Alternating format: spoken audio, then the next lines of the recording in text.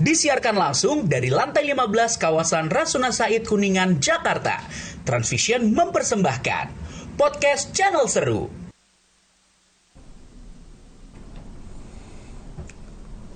Memperenkaf ajak UMKM manfaatkan teknologi untuk jangkauan pasar online. Kita tahu bahwa saat ini masih kita concern mengenai COVID-19 yang mana masyarakat harus benar-benar mematuhi protokoler ya. Jadi di sini dengan begini ya otomatis para UMKM ya mereka harus melakukan new normal. Nah, dengan ini dari pemerintah sangat menghimbau sekali untuk bisa belajar atau benar-benar memahami dan mempraktekkan mengenai online ya. Berikutnya ada artikel yang kedua, kita lihat dari Finance Detik, yaitu mengenai kartu prakerja di sini, menarik. Ya. Jadi dikatakan di sini udah ada yang gelombang keempat kartu prakerja, yang mana kita lihat di sini pemerintah selalu mempersiapkan. Kita tahu di sini banyak dari bisnis yang terdampak, sehingga para karyawan-karyawan juga di sini banyak yang kena PHK atau saat ini waktu memerlukan kerjaan juga saat ini sulit. Dengan kartu prakerja diharapkan di sini ada pelatihan, kemudian di sini juga ada insentif buat para di sini yang menerima prakerja ini. Oke, diharapkan dengan di sini ya bisa banyak pelatihan ini menambahkan suatu masukan-masukan yang baik sehingga kesiapan atau maupun dengan new normal ini untuk para pencari kerja bisa menerima dapat gampang untuk masuk kerja. Oke. Selamat sore semuanya. Di sini selamat ketemu kembali dengan saya Brendo Tengdom di acara Branding. Hari ini kita akan bahas mengenai UMKM. Kita tahu bahwa di sini yang paling terdampak yaitu mengenai masalah bisnis UMKM. Tapi kita lihat di sini UMKM ini merupakan satu barometer buat kita semua di negara Indonesia ini. Dan kita yakin kalau UMKM ini udah mulai bergerak, ekonomi otomatis akan bergerak. Hari ini kita akan bahas mengenai topik kita yaitu UMKM. Kalau kita bilang di sini ada masalah kuliner tradisional, cireng, yang mana kita bilang memulainya dengan modal yang tidak terlalu besar atau kita bilang sebut receh. Tapi teman-teman nanti di sini Sobat Seru akan melihat bahwa jangan memandang recehnya, tapi akan kembali dengan miliaran ya. Branding di sini kita tahu bahwa suatu program podcast yang ada di Channel Seru yang mana akan membahas mengenai masalah topik mengenai bisnis, kemudian masalah marketing dan masalah penjualan yang ada sekitar kita dan yang sedang terjadi saat ini. Oke, kita akan sapa hari ini. Saya akan di studio kehadiran tamu spesial. Kita tahu di sini ini sangat fenomenal banget ya, entrepreneur muda. Kalau bilang pengusaha muda di Indonesia. Ya, selamat sore Pak Najib Wahab. Ya, selamat sore. Terima kasih atas undangannya Pak Brendo. Ya. Mudah-mudahan bisa memberikan suatu inspiratif lah kepada teman-teman semuanya yang bermanfaat juga bagi semuanya. Ya Pak Najib, tadi dikatakan bahwa di awal ya pemerintah sangat di sini concern sekali ya mendukung untuk masalah mengenai UMKM ya Pak. Betul. Nah di sini mungkin Pak Najib di awal ya bisa memperkenalkan kepada Sobat Seru kita di sini ya. Okay. Siapa sih seorang Pak Najib yang kita bilang yang fenomenal di bisnisnya di sini? Kalau dibilang bagaimana sih Pak dari awal bisnisnya? Mungkin bisa disampaikan Pak. Silakan. Baik, terima kasih. Perkenalkan sebelumnya nama saya Najib Wahab. Saya saat ini entrepreneur di bidang food and beverage dan beberapa lagi di bidang yang lain juga untuk di energi dan infrastruktur. Oke. Tapi pada saat mulainya itu memang di food and beverage. Ya, mulai di tahun 2011 saya mulai memulai bisnis yang namanya cireng, Pak. Cireng Ya, oke. cireng. Apa tuh cireng? Mungkin bisa disebutkan, Ya, Pak. cireng itu makanan khas Bandung sebetulnya. Oke. Kenapa saya membuat cireng? Karena pada saat zaman di 2011 itu kita tahu bahwa banyak makanan yang diperjualbelikan itu macam-macam, tapi saya mengangkat pengen yang coba di tradisional, gitu. Karena marketnya ini kalau kita lihat tuh di kelas bawah sampai atas itu masuk, Pak. Nah, pada saat di 2011 itu saya masih kerja sebetulnya. Di 2011 saya masih kerja, saya masih di rumah, dan saya dengan tradisional pun membuat cireng itu, Pak. Seperti itu. Oke. Nah, di 2011 sambil nyambi-nyambi bekerja, saya tahu bahwa potensi ini sangat bagus, tapi masih bekerja dan di situ masih nyambi-nyambi, sehingga ya pemasukannya pun tidak terlalu besar juga, makanya saya tetap bekerja. Sebetulnya cireng ini dimulai di tahun 2014 untuk diprofesionalkan, Pak. Oke. Gitu. Jadi pada awalnya itu di rumahan kita mengontrak sebuah pabrik kecil-kecilan. Dari situ kita memulai 1-2 orang pekerja dengan modal seadanya. Kita mencari door to door, Pak. Door to door dari mulai keluarga, dari mulai teman, dari mulai tetangga, semuanya door to door. Akhirnya namanya cireng salju, Pak. Karena kayak menggelundung kayak salju. Nah, itulah jadi growth dan bisa memberikan sesuatu yang bagus buat kita gitu. Oke, Pak Najib, kalau kita ngomong kan di sini berarti kan dari awal karirnya Bapak dibilang di sini dari seorang karyawan ya, Pak ya. Betul. Nah, apa sih yang waktu itu Pak ya men-trigger bahwa dari seorang karyawan ini mau coba menjadi entrepreneur? Nah, kira-kira keberanian apa nih untuk bisa harus punya untuk menjadi suatu entrepreneur ya kan? Mungkin di sini Sobat Seru juga banyak banget nih yang mau menginginkan gitu kan. Oh, mereka was-was saat ini kan. Wah, ini bagaimana nih nasibnya mereka? Kalau sekarang saya harus berbisnis nih, harus seperti apa nih ya? Bagaimana nih Pak di awalnya? Jadi awalnya itu memang melihat bahwa pengen sesuatu yang menjadi pribadi diri sendiri, Pak. Karena dari saya mulai 2006 ke Jakarta itu bekerja di suatu perusahaan multinasional. Di situ bahwa menjadi seorang pebisnis ini lebih nyaman. Tidak harus bangun pagi dan bukan maksudnya nggak bangun pagi, maksudnya waktunya itu tidak terikat. Yang pertama. Terus yang keduanya kita bisa memberikan lapangan kerja pada orang lain. Karena waktu dulu pun pada saat bekerja saya melihat bahwa di suatu pekerja, enak banget nih, organisasinya berkembang. Suatu saat saya pengen seperti itu. Nah, di 2014 saya mencoba untuk membuat inkubasi bisnis sebetulnya dengan modal seadanya, branding seadanya, dan pekerja seadanya. Nah, inkubasi ini kita kuatkan dulu infrastruktur. Yang paling penting dalam bisnis itu adalah infrastruktur sebetulnya. Jadi sebelum memulai, kan kita udah punya pengalaman di 2014 itu cireng juga sebetulnya. Cuman diprofesionalkan di 2014. Cuman dari 2011 sampai 2014 itu growth-nya itu tidak terlalu bagus. Karena saya belajar bahwa kesalahan bisnisnya itu yaitu kita tidak ada inkubasi, tidak ada infrastruktur, tidak ada R&D dan lain-lain. Di 2014 kita mencoba inkubasi dan alhamdulillah itu bisa growth-nya dalam waktu hitungan bulan gitu. Dari mulai kita grab dari distributor, reseller sampai di tahun beberapa selanjutnya kita mempunyai bisnis yang lain juga, Pak. Seperti itu. Nah, yang menarik ya Pak Najib yang saya perhatikan ya, Pak Najib waktu memulai usaha cireng ini bukan berperan sebagai langsung yang direct ke customer ya. Betul. Tapi seolah di sini Bapak sebagai kayak semacam yang memproduksi kemudian memasarkannya lewat distribusi ini ya. Betul. Nah, ini yang saya bilang terus terang rada berbeda nih, makanya biasa mostly orang mau coba jualan sendiri, dia masak sendiri kemudian ke customer gitu kan. Betul. Nah, Pak, waktu kita pas ngomong Bapak mau buka usaha kan perlu modal. Betul. Nah, ini mungkin Sobat Seru juga penasaran sekarang. Mau buka usaha, ya banyak mau usaha.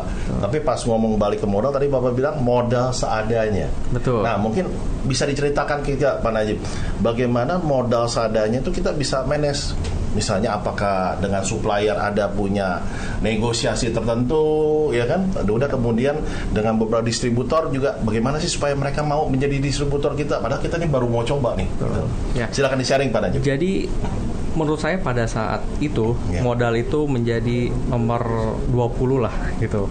Karena apa? Modal kecil pun keutamaan dari bisnis F&B itu tentunya yang pertama produk, Pak. Produknya ini harus mempunyai kekuatan yang luar biasa. Nah, kalau produknya sudah bisa diterima oleh masyarakat dan menjadi repeat order, itu biasanya lebih mulus. Yang pertama, kita bisa menggenerate modal itu sendiri perlahan-lahan atau berkolaborasi dengan orang. Setiap pengusaha sudah pasti mau menerima bisnis yang bagus, Pak. Jadi nggak usah ada pinjaman bank, nggak usah pinjaman nama kanan kiri. Dengan sendiri pun insya Allah pasti bisa lah. Yang pertama produk, dan yang keduanya berkolaborasi itu menjadi suatu kekuatan sebetulnya.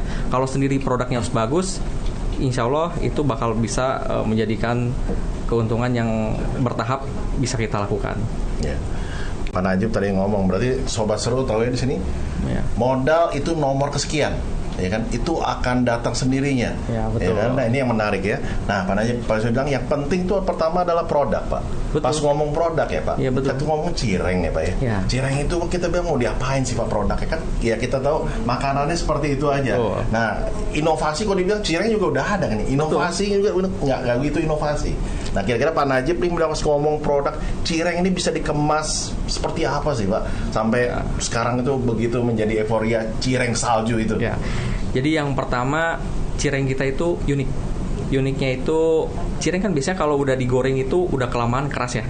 Nah, keras. Kalau kita udah kelamaan masih tetap lembut. Itu yang pertama.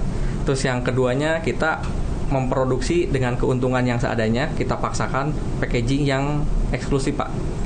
Gitu. Dan yang ketiganya, kita memberikan suatu kickback kepada para distributor dan reseller. Jika menjual dalam volume sebesar X, dia akan mendapatkan reward. Dan itu antusiasnya buat para ibu-ibu tentunya yang di rumah daripada nggak ada kerjaan.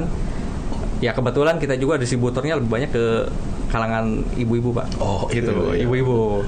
Gitu, karena pasar di situ pun apalagi saat sekarang sebetulnya ibu-ibu tuh masih kreativitasnya tinggi gitu.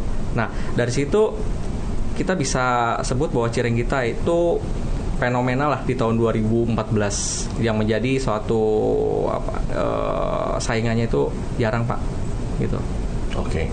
Ini yang menarik Sobat Seru ya, yang saya pelajarin juga bahwa suatu produk yang mempunyai diferensiasi kemudian di packaging dengan yang eksklusif ya kan, bisa membuat sesuatu kalau dibilang ada demand ya. Betul. Dan kemudian saya lihat harganya juga beda sama cireng yang dijual di pinggir jalan ya. Betul.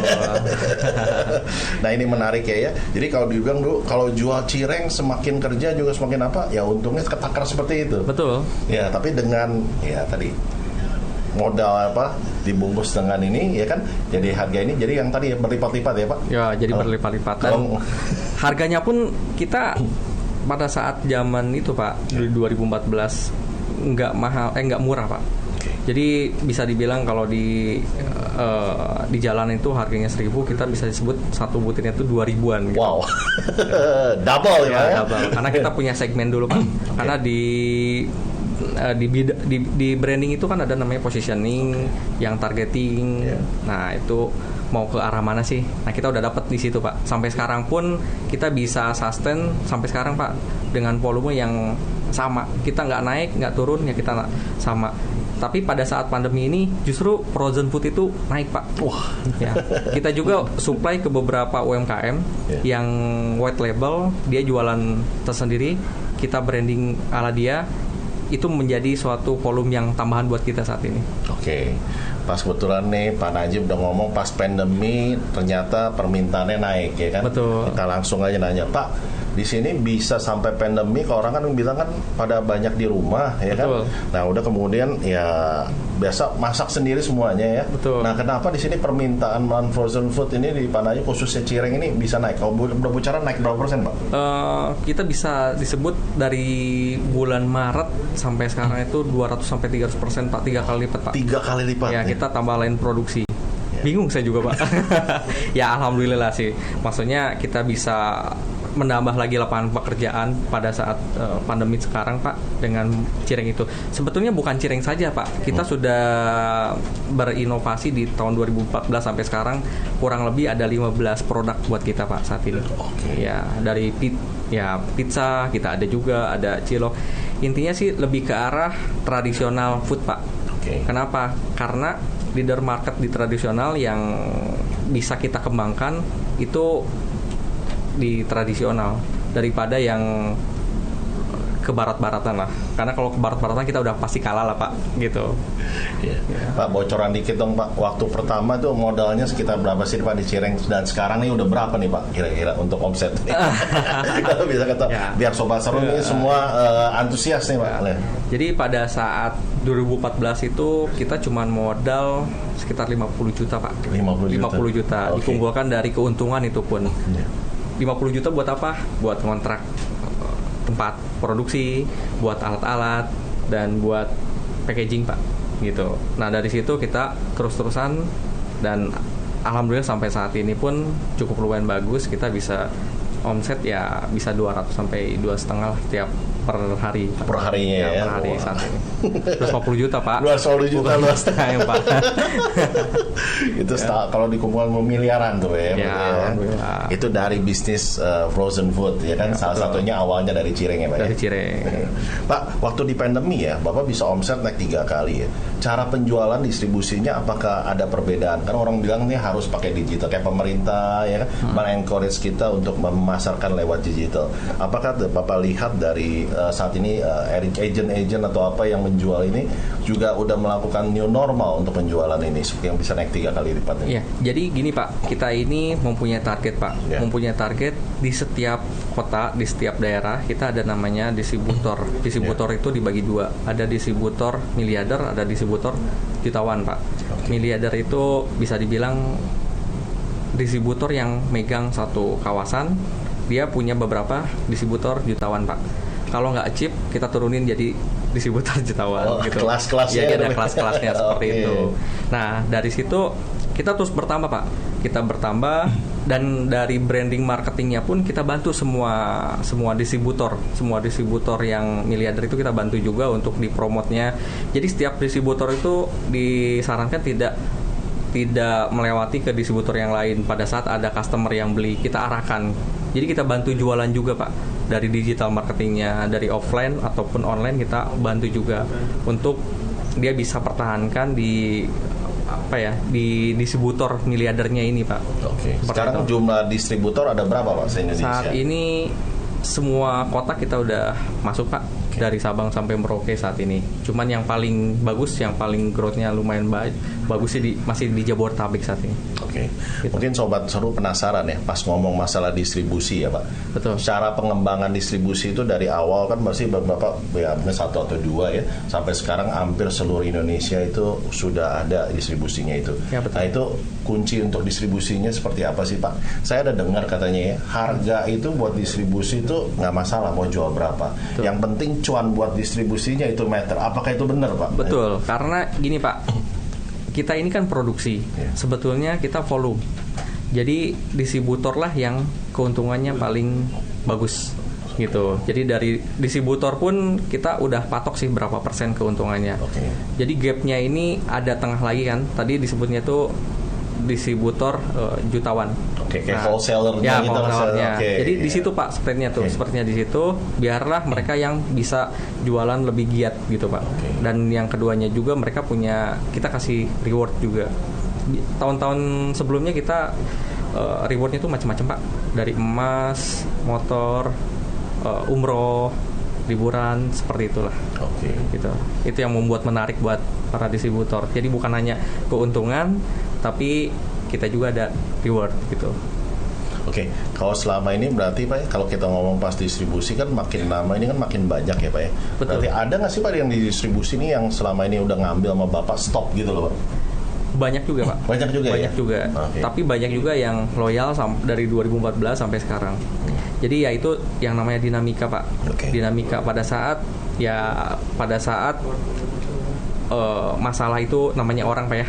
pada saat dia menjadi distributor, besoknya distributor itu pilot masalah capital, ya kita tidak bisa paksakan dan kita tidak bisa stop di situ juga. Kita harus nyari distributor yang lain. Nah, itulah yang namanya tugas dari Markom kita untuk mencari distributor yang baru. Oke. Gitu. Jadi tidak stop di situ aja, Pak. Oke, ya. Oke, Pak Najib, mungkin kita coba di sini dengerin ya. Kita ada punya narasumber yang lain ya. Boleh. Di sini Ibu Uli udah standby ya. Oke, kita di sini ada hadir Ibu Uli ya.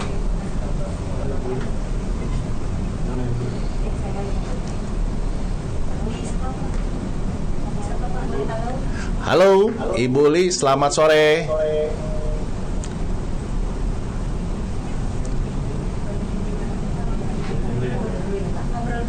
Oke, di sini di studio sudah ada saya Brendo, ya kan? Dan di hari ini saya ditemenin sama pengusaha muda yang sukses nih, Amin, Pak Najib, amin. ya kan? Ini yang udah pengalaman puluhan tahun ya, 10 tahun lah ya untuk Ya, Citung ya. Ya, dan di sini Ibu Uli, kita lihat bisnisnya di sini roti, ya kan? Oke. Ya, jadi Bu Uli ini baru bisnis di tahun 2020. Oh. Ya, jadi mungkin sobat-sobat seru ini bisa tahu Pak Najib yang udah dari 2010 ya, 14 ya. 14 ya kan ya. Baru 6 tahun, Pak. Ya, udah memulai dulu bisnisnya, dan sini hari ini Ibu Uli yang benar-benar baru memulai bisnisnya. Nah, mungkin kita bisa tanyakan Ibu Uli ini mengenai bisnis rotinya nih. Apakah udah tersambung ke Ibu Uli? Pak Ari sih kalau mau Pak Ari dulu kali Pak ya. Pak Ari ya? Oke. Ibu Uli kayak sepertinya lagi terganggu nih Pak untuk sambungannya ya. Nah, kita ada narasumber yang lain nih Pak. Oh, oke. Iya, ini tamunya dari Pak Najib nih. Bro. Bro. Ya, Pak Ari ya, mana Pak Ari? Kedengaran nggak? Tes. Wah. Tes. Pak Ari. Kedengaran nggak suaranya? Kedengaran nggak Halo, suaranya? Pak Bro. Halo. Makin halo. ganteng aja nih. Suaranya kedengaran? Halo. Halo. Ya. Udah Ya, kedengaran halo, Pak Ari kedengaran suaranya? Sudah kedengaran? Oke. Ya, apa kabar semuanya? Sehat selalu ya teman-teman di sana. Ya, gimana Thank you loh Pak Ari. Ya. Bisa join di acara kami dari Transvision. Kami ada channel seru di mana ada programnya, salah satu namanya programnya branding, Pak Ari. Brando branding. Talking yang bahas mengenai masalah bisnis, marketing, dan masalah sales penjualan di saat ini. Wah, Tadi kita udah itu ngobrol jagonya sama itu. Pak Najib, Pak Ari, mengenai bisnisnya Pak Najib jagonya itu. Mungkin Pak Ari bisa sharing kepada sobat seru nih, bisnisnya saat ini seperti apa nih Pak? Oh, baik. Ini ada pertanyaan atau saya berargumen saja?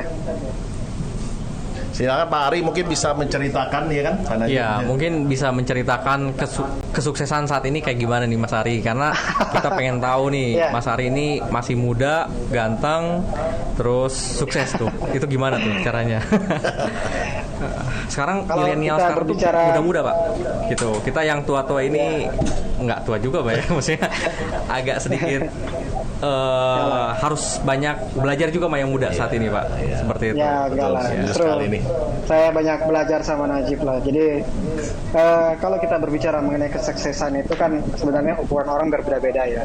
Jadi tingkat kesuksesan itu menurut saya selalu belajar untuk menjadi lebih baik setiap harinya, setiap bulannya, bahkan setiap tahunnya. Jadi kita memang melihat sesuatu itu nggak perlu dengan kata sukses, tapi dengan kata pembelajaran yang lebih baik untuk menjadi lebih baik.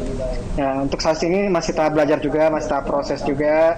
Kita juga lagi membangun salah satu perusahaan namanya PT Harapan Bangsa Kita, yang dimana tujuannya untuk mengakselerasi UMKM, bukan cuma brand kita yang kita akselerasi, tapi brand-brand UMKM yang sudah mendaftar di www.gkhebat.com itu akan kita akselerasi untuk meningkatkan bisnis UMKM ini untuk naik kelas gitu loh Pak. Kurang lebih seperti itu. Jadi tingkat kesuksesan itu bisa diukur setelah kita berhasil memberikan kesejahteraan peran kepada UMKM yang ada di Indonesia, dan tentunya kita bisa membuka pekerjaan sebanyak mungkin untuk teman-teman yang pengangguran dan membuka lapangan pekerjaan buat mereka sehingga mereka mendapatkan hidup yang lebih baik. Nah, itu menurut saya tingkat kesuksesan yang sesungguhnya.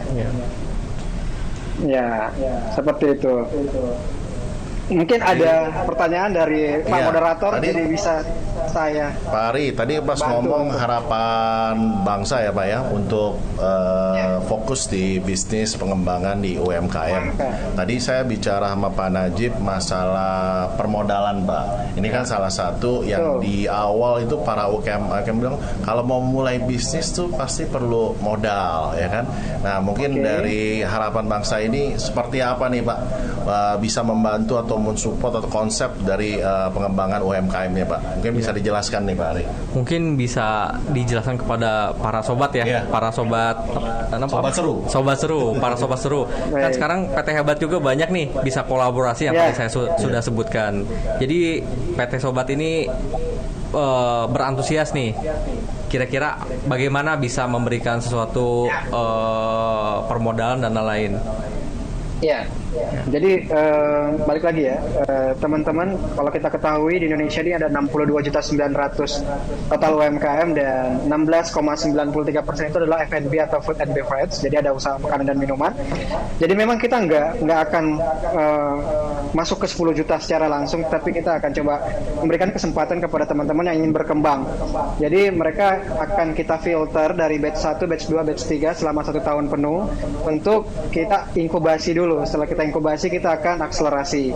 Jadi pendampingan permodalan itu akan kita pilih berdasarkan UMKM yang punya potensial gitu loh, Mas dan Pak Bro. Jadi untuk menjadi UMKM yang punya potensial itu minimal punya traction dulu selama mungkin 3-6 bulan, mempunyai potensi omset yang bagus, kemudian tadinya dia cuma jual 100 kotak, kemudian mau jual 1000 kotak, tapi agak susah ke 10.000 kotak, nanti akan dampingi secara manajemen distribusi, manajemen finansial, kemudian ada manajemen marketing juga, manajemen sales, rebranding, multiplikasi produk, packaging. Jadi memang harapan bangsa kita ini bukan cuma fokus ke pendampingan modal, tapi kita juga membantu mengedukasi teman-teman terutama UMKM yang agak susah memasarkan produknya secara digital way. Kita akan bantu pasarkan produk secara digital dan kita akan memberikan edukasi bagaimana sih cara memasarkan produk mereka melalui new wave marketing, menciptakan konten kreatif marketing yang bagus, membangun awareness mereka, kemudian meraih reach dan impression yang sangat banyak sehingga produk mereka bisa menjadi top of mind di benak masyarakat dan mendapatkan positioning tentunya. Karena memang yang dibutuhkan UMKM saat ini adalah edukasi terus-menerus.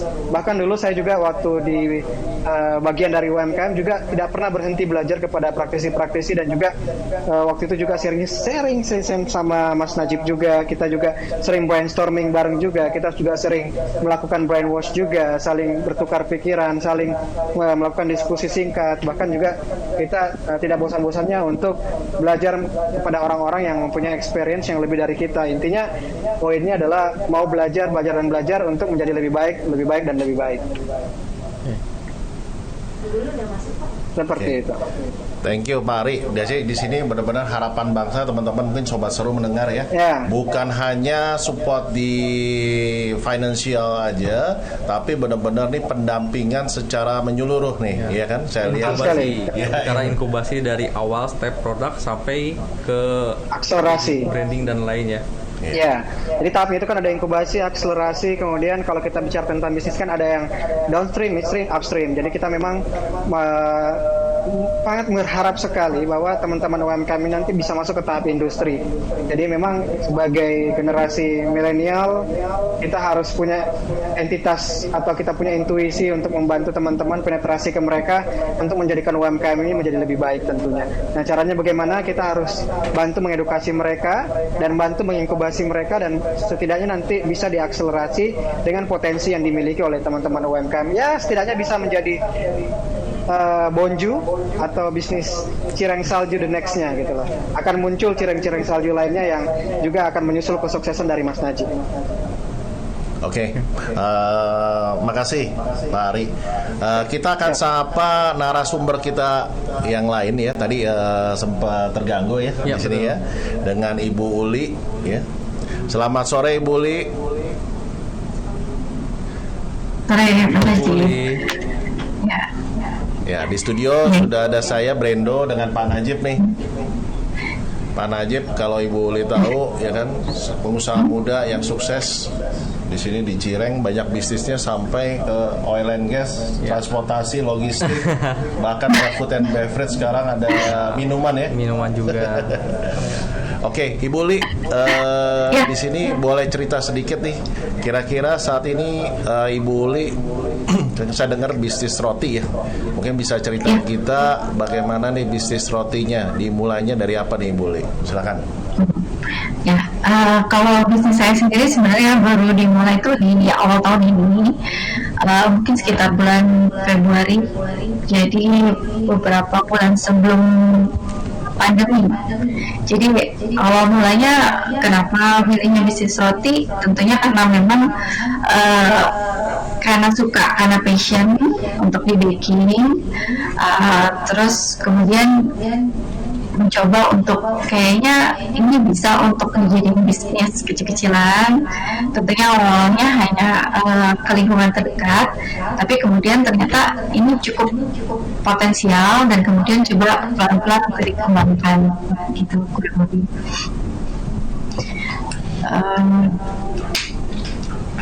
Boleh, kalau dilihat di sini kan tadi Ibu menamakan rotinya ini roti tentang rasa ya. Tentang rasa. Ya. Bagus.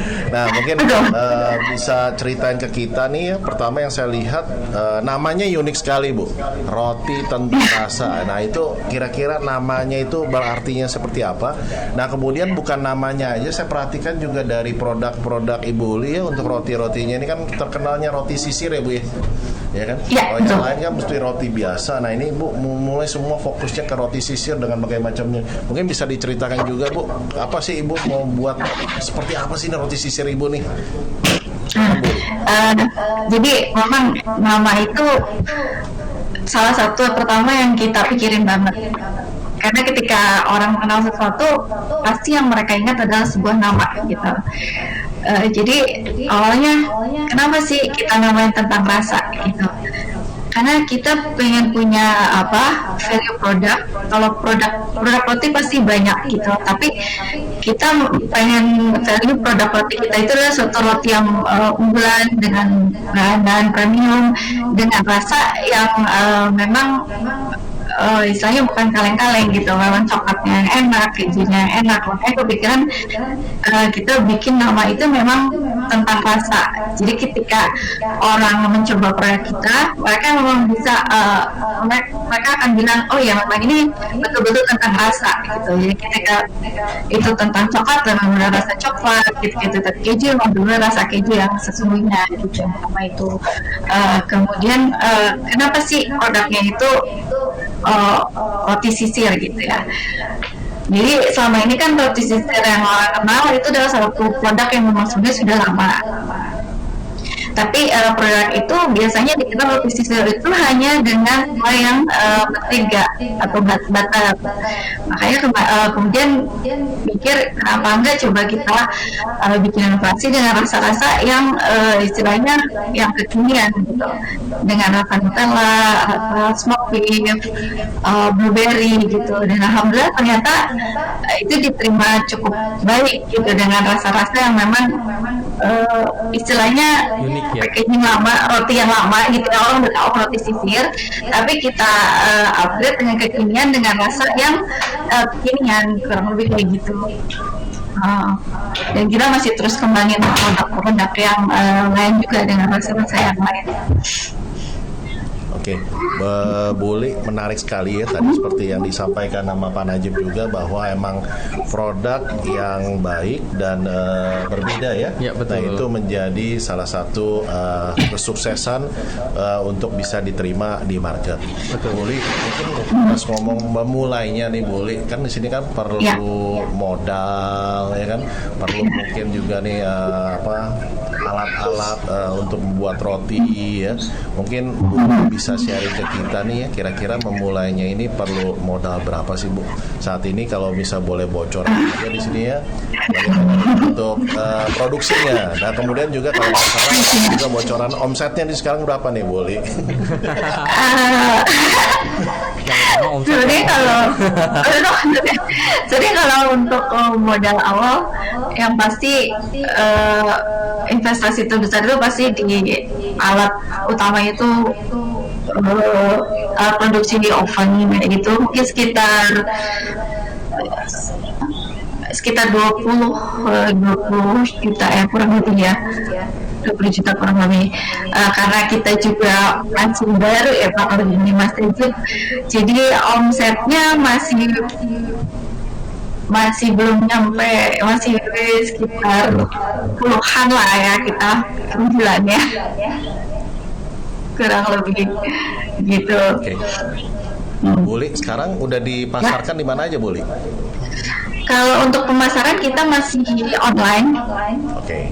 Jadi memang pure online dan biasanya karena kita kan memanfaatkan lingkungan ya.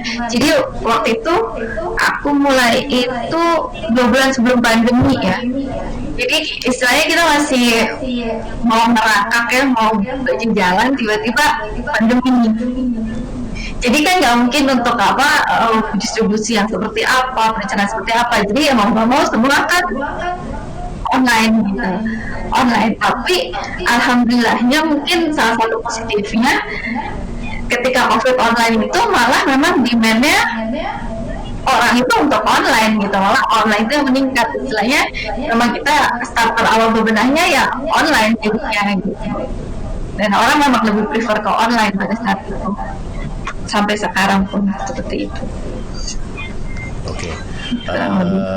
Makasih Bu Uli buat penjelasannya. Ini mungkin buat sobat seru melihat bahwa Ibu Uli yang baru memulai bisnis di sini ya. Jadi tidak perlu takut. Tadi seperti yang Pak Najib sampaikan bahwa modal bukan menjadi isu, ya kan? Nah, udah sekarang pandemi dengan new normal, kita ngomong online juga semua. Meskipun kita belum paham, kita juga berusaha untuk paham dan belajar. Dan ternyata di sini pun secara market pun teredukasi dengan cepat, ya kan? Pemerintah juga mendukung sekali semuanya, fasilitas internet apa juga semua sudah ada. Jadi secara environmentnya sudah ada. Ya, tidak perlu ditakutkan lah. Saat ini pandemi itu menurut saya sih sesuatu yang tidak usah ditakutkan dan harus kita hadapi. Apalagi dengan new normal saat ini, malah kita harus terus berkreatif, berinovatif. Tantangan masih banyak lah di depan. Oke. Pak Najib, satu bisnis Bapak yang saya tertarik, yang mungkin saya mau bedah lagi nih Pak. Boleh. Ya, saya lihat ada minuman ya Pak ya. Betul Pak. Ya, di sini minumannya namanya Teguk. Teguk ya. Teguk TEGUK. Ya. Pak, bisa ceritain singkat Pak ke sobat seru ya mungkin di sini ya. Betul. Bagaimana sih Bapak dari Cireng ya kan bisa melihat, kalau kita Cireng kan tradisional ya Pak ya. Betul. Pas saya lihat Teguk, katanya saya baca sedikit artikel Bapak nih kan, ini minuman yang saat ini lagi happening gitu kan ya. Happening Pak. Nah, ini bagaimana bisa dari yang tradisional kok cari bener-bener nih minuman yang lagi happening, tapi katanya harganya pakai harga kaki lima ya kan? Mungkin bisa diceritain ke kita nih dasar awalnya dari seperti apa? Ya, jadi di tahun 2018 di tahun 2018 ini memang yang tadi saya awal bahwa saya tuh senang hobi bisnis Pak. Bisnis hobi, dari situ menciptakan apalagi nih bisnis untuk F&B. Foodnya kan sudah, beverage-nya belum. Nah, disitulah saya coba untuk beverage. Beverage-nya ini kita melihat bahwa pada saat sebelum pandemi jauh Pak, di 2018 ini minuman yang kekinian selalu identiknya dengan mahal ya. Nah, kita coba buat sesuatu yang murah dan bisa diterima di masyarakat. Nah, jadi di tahun 2018 kita coba buat satu gerai, ternyata antusiasnya cukup lumayan bagus. Terus bertambah sampai saat ini kita alhamdulillah sekitar hampir 150 gerai. 150 gerai ya. 150 gerai tersebar di Jabodetabek dan Bandung gitu. Dan memang pada saat memulai bisnisnya ini yang saya lakukan yang pertama inkubasi bisnis. Kita merekrut yang namanya OD Pak, organisasi development di bawah HR. Nah, dari situ barulah organisasi berkembang dari mulai R&D. Jadi lebih ke arah korporasi sih sebetulnya Pak. Gitu. Karena bukan dibilang lagi bisnis rumahan. Karena kita mimpinya sangat besar gitu. Jadi udah mulai itu growth, berbeda dengan bisnis yang kita mulai dari nol. Semua orang juga bisa Pak, bisnis korporasi itu selama kita tahu bisnis atau sesuatu yang kita ciptakan itu berbeda atau mempunyai kreativitas yang bagus. Semua pengusaha pasti pengen berkolaborasi. Jadi bukan masalah modal gitu. Intinya kalau kita nggak punya modal, lebih baik kolaborasi itu paling the best lah menurut saya Pak. Nah, Pak pas ngomong tadi kalau Cireng kan distribusi ya Pak ya. Betul. Kalau sekarang di sini kan Bapak buka gerai sendiri ya Pak ya. Betul. Nah, itu ada mungkin yang bisa di-sharing ya nih Pak ke Sobat Seru, waktu kita mau mengembangkan gerai itu Pak. Apakah waktu pertama kita lihat gerai kita ini udah sukses, waktu kita menduplikasi itu apakah perlu ada mungkin yang kita perlu perhatikan atau as simple as that langsung duplikasi semua berjalan Pak? Ya, jadi pada saat kita membuat satu gerai, kita inkubasi dulu Pak sebelum kita memulai. Inkubasi dulu dari manpowernya seperti apa, trainingnya seperti apa, produknya seperti apa. Nah, setelah beres kita buat SOP juga Pak. Karena apa? 1 dan 10 menurut saya sama saja capeknya Pak. Lebih baik 1 dulu kita coba di bulan pertama. Dan di bulan pertama juga bisa sampai 3 gerai. Nah, setelah bulan kedua itu kelipatannya tambah 5 gerai. Bulan ketiga, keempat dan lainnya kita buat yang namanya akademi Pak, training akademi. Karena pada saat bulan ketiga keempat itu sudah sangat mudah. Kita sudah mengumpulkan manpower, kita sudah mengumpulkan produk juga. Jadi bisa langsung masif untuk pergerakannya. Seperti itu. Yang penting sih inkubasinya tadi Pak, inkubasinya. Jadi kita lihat juga target marketnya di mana, positioningnya umur orang yang membeli seperti apa, dan untuk tempatnya mau di mana dan seperti apa gitu. Pak, Seperti itu. dibuka live-nya Pak, ada yang mau bertanya mungkin. Cobain.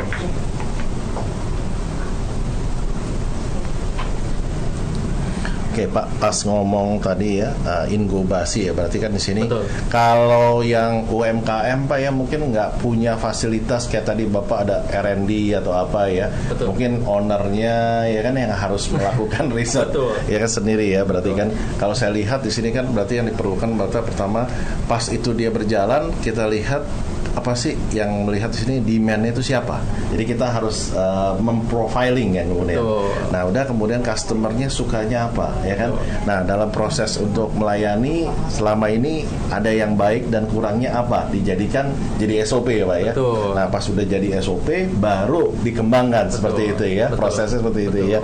Menarik. Oke. Jadi brand DNA, kita sebut brand DNA Pak. Kalau menyebut brand DNA itu kita harus tahu bahwa dari mulai logonya seperti apa, dari mulai gerainya seperti apa, kita pikirkan. Kalaupun memang tadi Bapak bilang tidak usah berkolaborasi pun, sendiri pun sebetulnya bisa dilakukan Pak. Karena satu gerai itu kalau kita punya produk yang bagus ya, pasti itu jadi repeat customer Pak. Produk bagus, servisnya bagus, brandingnya bagus, itu sangat mudah sekali Pak. Jadi kita tidak usah berpikir pengen langsung 1000 gerai atau 200 gerai. Karena satu gerai dengan 100 gerai, kalau sesuatunya kurang bagus, sama aja Pak. Lebih baik saya satu gerai tapi bisa dapat revenue yang bagus. Jadi teman-teman yang ingin mencoba pun sebetulnya dengan satu gerai pun insya Allah bisa bagus dalam segi revenue. Yang penting kita mau melakukan dan mau capek Pak. Gitu. Jadi kita sendiri semuanya gitu. Sampai turun ke lapangan pun kalau memang harus kita turun langsung Pak. Biar kita sendiri pun yakin dan puas gitu. Pak, pas ngomong-ngomong buka ya Pak, satu gerai ya Pak, kalau boleh kasih kita gambaran ya, kira-kira memerlukan modal berapa sih untuk membuka satu gerai, dan kira-kira untuk bisa kembali dari break even point itu perlu waktu berapa lama? Dan saat ini mungkin kalau ngomong lagi balik ke omset ya, per harinya ini udah bisa jadi hitungan udah berapa gelas nih yang laku nih? Kita kalau untuk masalah gerai sih sebetulnya bisa di cost saving Pak. Makanya sekarang sudah korporasi Pak. Jadi dari hulu ke hilirnya kita sudah pegang Pak. Dari powdernya sendiri kita udah ada pabrik sendiri, sampai ke kontraktornya sendiri kita udah ada semua Pak. Gitu. Jadi dari manajemen tuh sudah matang di awal. Kalau untuk revenue berapa satu grade rata-rata kita bisa di angka ya let's say 400 gelasan lah sampai 600 gelas 600 gelas per hari ya. Per hari. Oke ya. Jadi kalau harganya kayak kisaran berapa sih Pak? Di 5.000 sampai 20.000 Sampai 20.000 ya. Kalau kita garis tengah 10.000 aja Pak ya. 10.000. Kalau 500 itu berarti udah dapat 5 juta per hari ya. Betul. Bisa ketakar tuh sekarang Ya, itu. betul. Tinggal dikali Sangat 30 hari gitu ya. Ya, betul. Luar biasa nih bisnis ini. Oke, katanya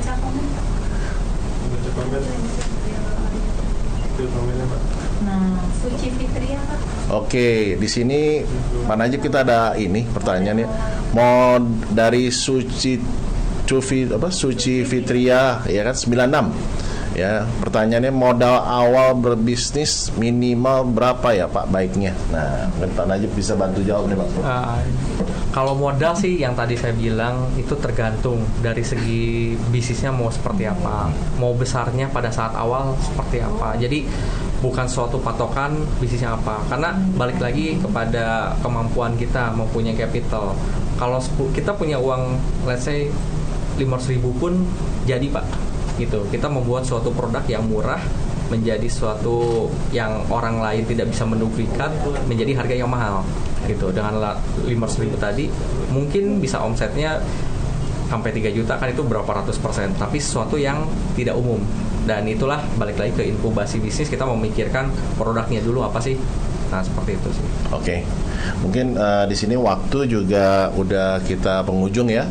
Pertanyaan mungkin di sini yang terakhir nih buat Pak Najib ya kan, Pak Ari sama Ibu Uli ya.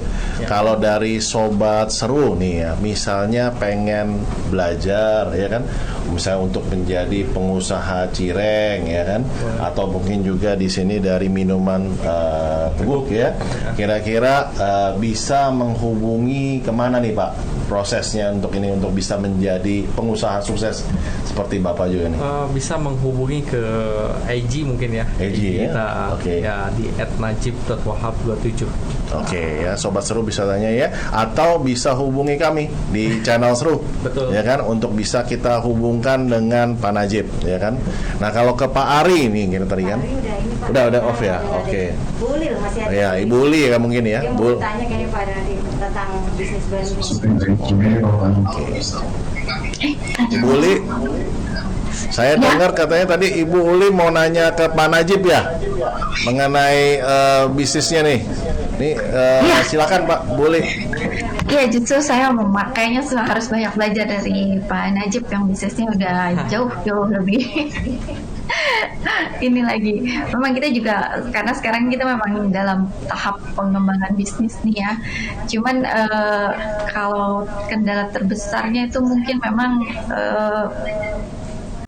dalam distribusi ya, karena kita kan produknya produk yang fresh, produk yang istilahnya belum ada produk frozen gitu. Itu bagaimana untuk pendistribusian yang mudah, karena dan kita juga dari segi kalau produksi biasanya di bahan baku ya, untuk mencari supplier, karena sekarang terus terang memang agak cukup sulit untuk dapat bahan baku yang pas itu mencari suppliernya. Mungkin kurang lebih seperti itu. Oke. Makasih. Jadi Makasih. tadi mungkin Ya. lebih ke arah sulit bahan baku. Bahan baku ya. Nah, Bagaimana Pak Najib? Kalau ini sih saya bisa jawab ya. Ya. Ya tadi saya bilang bahwa kolaborasi itu bukan masalah dari uang saja Pak, Ya. tapi kolaborasi B2B kepada institusi. Banyak banget yang sekarang mau mensuplai UMKM Pak. Kita datang ke suatu perusahaan besar pun sekarang mau turun tangan Pak. Dari R&D pun mereka bantu. Oke. Sampai itu barang jadi Pak. Seperti itu. Ya bisa dibilang bahwa perusahaan yang besar pun dia punya R&D, dia mau mensuplai bahan bakunya meskipun masih dari nol gitu. Oke, jadi intinya sobat seru ya di sini ya sama Ibu Uli ya, kolaborasi ya, nggak usah takut sekarang ya. Dengan kolaborasi gini banyak sekarang apa yang kita pikir nggak punya ya kan, dengan kita kolaborasi saat ini mudah sekali untuk kita capai. Betul. Pak, di sini ada pertanyaan satu dari Sandy Aditya ya. pengen mulai belajar bisnis tapi stuck Pak katanya karena nggak ada modal. Modal lagi Pak ya. Apakah minjem ke bank ini menjadi pilihan yang tepat katanya ini? Kalau buat saya pribadi sih saat ini kalau untuk bank nggak dulu Pak. Nggak dulu, oke. Bukan sesuatu jalan keluar. Oke. Jadi kalau yang tepat itu ya balik lagi tadi kolaborasi. Oke. Selama bisnisnya ini bagus, siapapun pengusaha pasti akan menangkap opportunity Pak. Mungkin Bapak pun sama ya Pak ya. Kalau saya punya bisnis bagus Pak, saya mau jual beli handphone tapi bisnisnya seperti ini nih, kita punya pitch deck, punya proposal ke Bapak, pasti mau gitu. Jadi bukan sesuatu yang sulit untuk mendapatkan suatu capital sama siapapun. Dan sekarang pun pengusaha kita mengenal pengusaha dan biasanya pengusaha yang baik itu langsung merespon orang-orang yang mempunyai pemikiran yang bagus Pak. Tinggal kita DM aja Pak, saya punya bisnis ini, pasti mau selama itu bagus bisnisnya. Jadi kalau kita lihat dari Pak Najib adalah di sini katanya kan tetap ya kan ya saat ini opportunity itu terbuka besar ya kan. Betul. Nah di sini berarti kalau ngomong saya bilang supplier ya, mungkin saat ini juga beberapa supplier sekarang udah menyiapkan fasilitas untuk UMKM. Betul. Jadi sehingga diberikan namanya hasilnya ada term of payment gitu, ya kan. Betul. Jadi misalnya mengambil dulu ya kan, kemudian harus dibayar dalam waktu 30 atau 45 hari kemudian. Betul. Sehingga kita bisa proses, kemudian kita jual, kemudian uang yang didapatkan itu untuk membayar ke supplier ya kan. Betul. Atau yang Pak Najib bilang banyak bergaul sama temen ya, banyak ngobrol-ngobrol ya kan. Betul. Pas lagi tukar pikiran, dapetin konsep ya kan. Ya. Yang satu punya uang tapi belum punya konsep. Betul. Yang satu lagi bingung uang ya, pemodal tapi Ya. punya konsep, bisa kolaborasi. Betul. Seperti itu ya Pak. Betul. Thank you banget nih Pak Sama-sama, Najib Pak. buat sharing hari ini dan kehadirannya hari ini. Ya, sama-sama. Ya begitu aja Sobat Seru, nggak berasa ya kita sudah di penghujung acara. Saya Brendo Tengdom dan Pak Najib sama Ibu Uli mohon undur diri ya. Terus update ya mengenai branding di channel Seru, yang mana kita tahu di sini channel Seru selalu live hari Senin sampai hari Jumat. Kemudian jangan lupa ya teman-teman subscribe ya. Udah kemudian jangan lupa juga komen dan diberikan like. Ya, udah kemudian juga bisa ditonton di channel Transvision sendiri di channel nomor 333. Kemudian jangan lupa follow Spotify Transvision. Ya, itu aja dari saya. Selamat sore, undur diri.